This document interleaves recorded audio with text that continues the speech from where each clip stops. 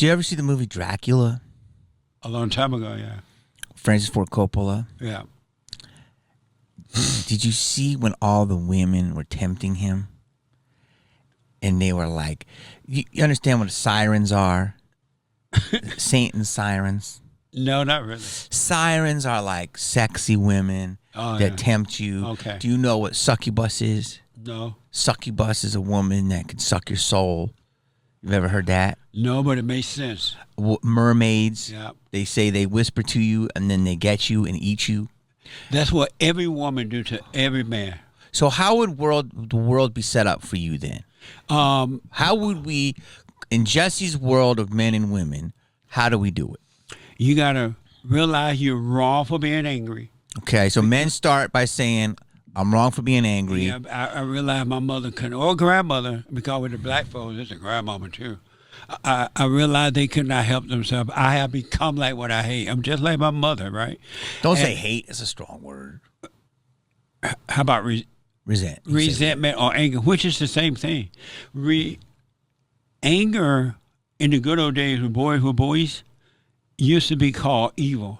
People admitted you were evil. Anger was evil. Yeah, but they softened the words down through the generation.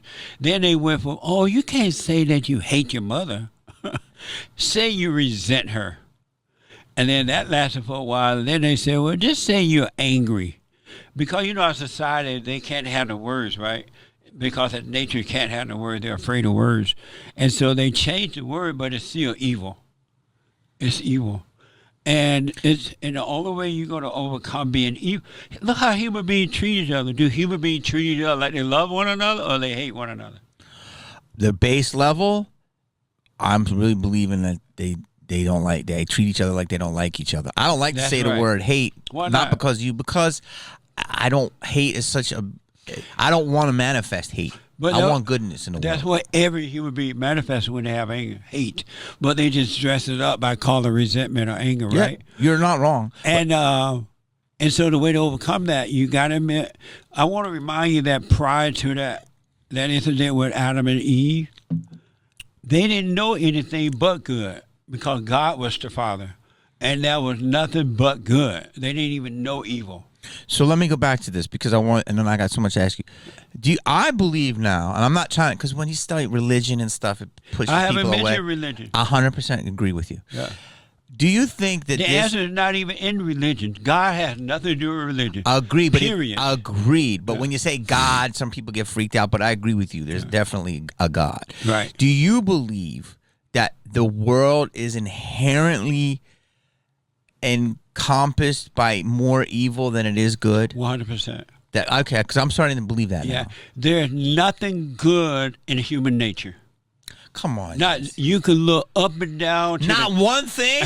No. Not one thing? There's nothing good in human nature. Not one thing? Not one thing. Come on, Jesse. Now you're saying some shit. Name one thing. The ability to hug someone. You ever get a hug, Jesse? When you get hugged, you know who's hugging you? An evil person pretending to love you. Yo, who hurt you? No. Come on, Jesse. Listen. Come on, man. You hug. When they're hugging you, a great conversation. You know, when they're hugging you, they're thinking, I don't even like this person. I'm just hugging because I want to pretend I'm nice. I'm just hugging because I want to pretend I really agree and like it. They don't like you.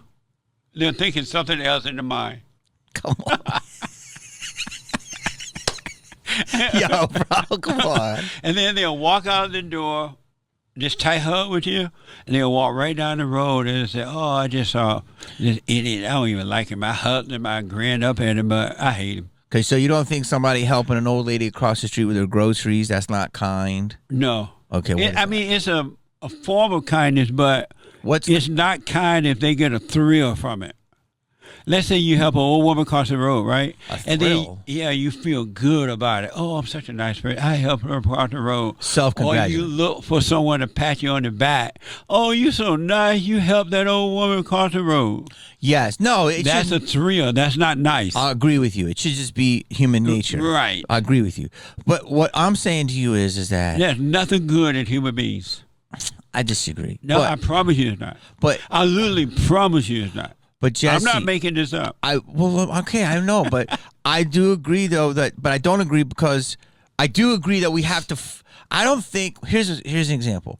I think people's baseline nature, they would rather be in a Vegas pool with women in bikinis, drinking, party whistles, listening to music, than they would in church. Right? And now I'm not saying, and I'm one of those people, but now with my eyes open, I'm not saying I want to go to church, but I'm not saying I'm against church because I'm not, but I'm not getting in the pool either. That's right. But I did that. Right. But I do see that we all do that in the fallen state. We're lost. In the fallen state. Yeah. Yeah. We're lost and we're just fulfilling our egos. Whatever pleasure we can find, whatever stroking we can do, whatever thrill we can find. We feel good, it's a thrill. Oh, I'm so happy today, I did this. I'm so happy. And then we feel bad, it's another thrill. And we even rejoice in our thrills when we're angry or feeling bad or feeling lonely. And we go and tell somebody, oh, I'm so lonely today. I'm so afraid. I'm so this. You're telling your problems to someone else, and you're getting a thrill from telling that person your problems. And then as soon as you're finished with yours, they tell you their problems. And now they're getting a thrill. So you have two people getting thrills pretending like they care. What a mess. You know, you make sense. You make there's things that you do, even though I know when you're joking and when you're trolling, but you make sense. Because it's the truth. There's truth in it. Yeah. Okay, let's one other thing I want to just tell you about the fall. Go for it. I'll shut up. And God's punishment for Adam, when he listened to the woman, he said that every time you listen to the woman, you will suffer. And then he said to Eve, because you listen to evil, the serpent, you're going to suffer in childbearing. And so if you notice, and then you can look in your own life. You don't have to, if you don't want to tell me, you don't have to. Every time you listen to your mother, you're not married, right? Mm-mm. Or your wife or your girlfriend or any woman, you suffer. They always give you the wrong advice, and you wish you had not taken it. Bro, you need a hug. Come on, man. Were you close with Have you ever listened to a woman and she gave you good advice? Yes. No, you haven't. When? Things in my life, you know, if I'm obsessing about something, I know I shouldn't obsess. And plus, you should never let a woman see you obsess. She only judge you. She can't do anything about it. Women judge weak men. When they hear your problem, in their mind, they'll be like, oh, I'm so sorry. But in her mind, she thinks, this is such a weak person. Okay, well, let me say this. There was one time I did a movie, and I had this amazing co-star, and I did get feminine energy, like you say. I got emotional. All the mama came out. A lot of pressure, all this stuff. And at the end of the day, we would meet. I would have a glass of wine with her, and I'd be like, this and this and F this and F that. And she was an amazing sounding board, and she would say, you let it out, baby. You let it all out. So she was very comforting. Right. And so as a woman, and she said, she gave me some of this advice to calm me down. I think that was real. But behind your back, she told other women, don't ever marry him. Bro, would you say you hate women? I love women. Bro! Let me tell you why. Bruh! Let me tell you why. I love all people the same, because in me there is no hate. I mean, you definitely don't enjoy. You seems like you'd rather chill with a bunch of dudes than a bunch of women. I deal with women all the time, every day. We have the women's forum. We have the fellowship with women. I counsel with women. I deal with women all the time because there are women who are starting to see the truth now, and they're starting to wake up, so they're overcoming evil. Well, listen, there's some truth to what you're saying. But, you know, obviously, I try to deliver the messages so people don't get freaked out. Because, but why are you trying to deliver it? Because, Jesse, if they're freaking out, they don't want to hear the truth. The truth will only come to those who welcome the truth. You have to open up and allow the truth to come in. Other than that, do you think God bothers with people that don't want to hear the truth? He let you suffer. He let you live in your hell. He let you live in your misery. He let you destroy your children, destroy your marriages. He's not going to do anything because the truth is not going to change for you at all. The truth is the truth.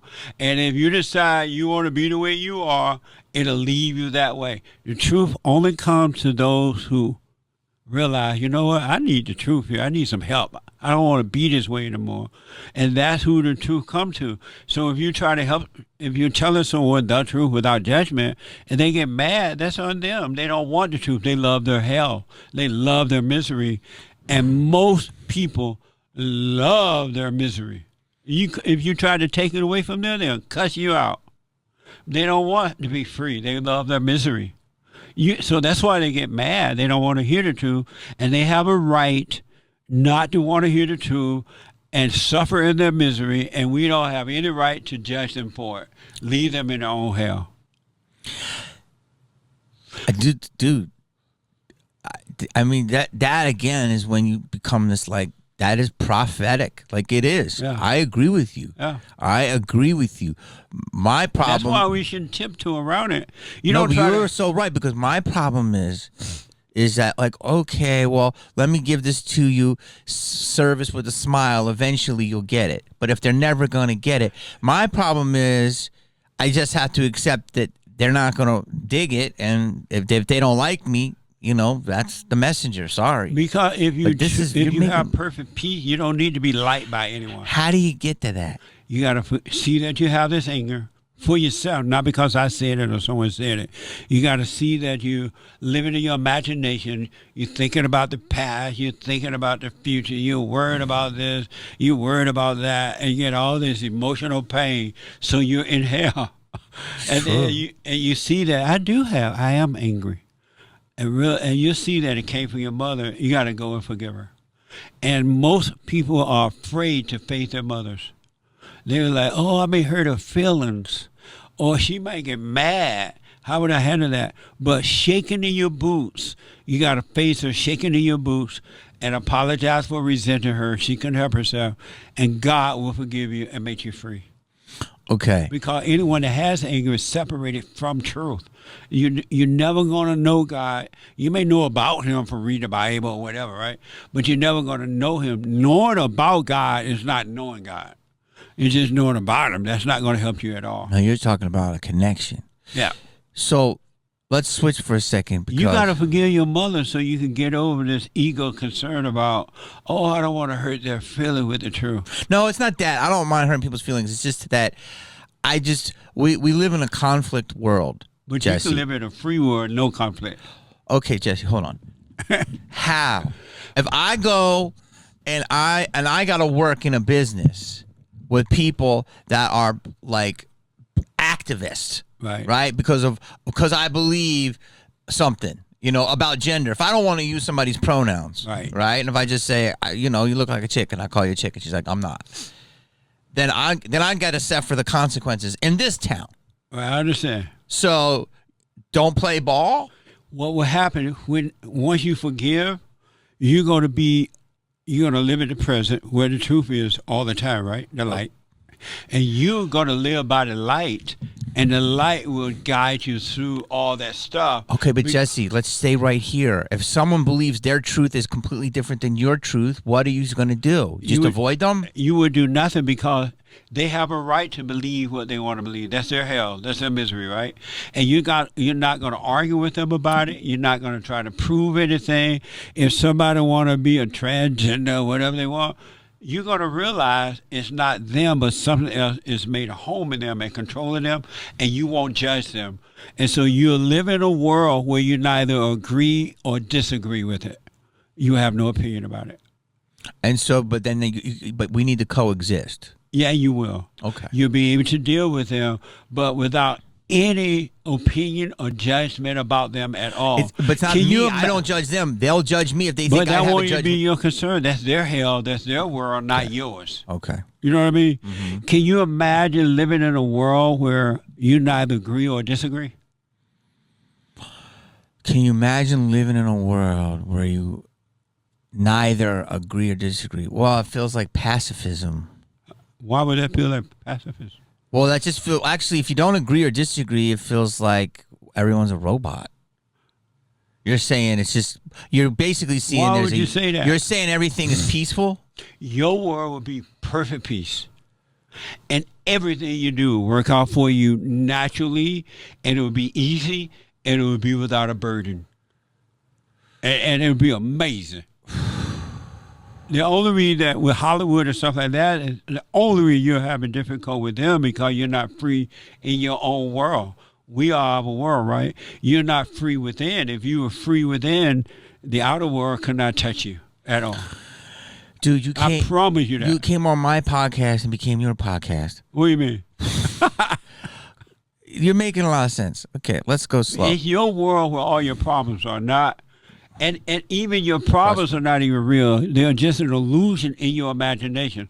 All thoughts are all lies all the time about anything. And you believe in thoughts. As long as you live in the world of thoughts, thoughts produce thoughts. Spirit produce spirit. Thoughts produce thoughts. And what? When you live in that thought world, you go from one thought to another one. Let's say you meet a girl. I'll use that for an example. And she seems so nice, right? And then you find out later it's not who she appears to be. And then the thought would tell you need to get rid of this one. This is not who you thought. And the thoughts would tell you to look over here and get that one. Go to church or go there and get that one. And you get that. And then you find out later there's the wrong one too. And then you go to another one. Because all you're doing is consulting with evil and thought. People think the thoughts are true and they're not. And they're consulting with thought after thought after thought. When you stop consulting with thoughts, then you'll be free. You'll see what you do.